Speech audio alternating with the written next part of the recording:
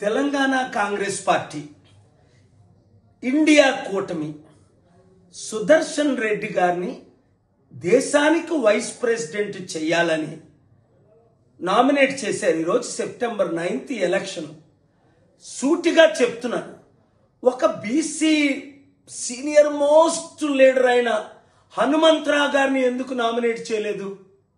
42% బీసీలు ఉన్నారని 50 నుంచి తగ్గించి మేము బీసీల కొరకు పోరాటం చేస్తామని పెద్ద కబుర్లు ఆడుతున్నారు ఈ కాంగ్రెస్ పార్టీ. 55 సంవత్సరాలు కాంగ్రెస్ పార్టీ దేశంలో ఏలింది. 12 మంది రెడ్డిల్ని ముఖ్యమంత్రి చేసింది 2 తెలుగు రాష్ట్రాల్లో. ఏ ఒక్కరోజైనా బీసీల పట్ల న్యాయం చేసిందా? లేదు. అదే ఒక హనుమంతరావు గారు లాంటి క్యాండిడేట్ని పెట్టమని నేను రికమెండ్ చేశాను, ప్రపోజ్ చేశాను.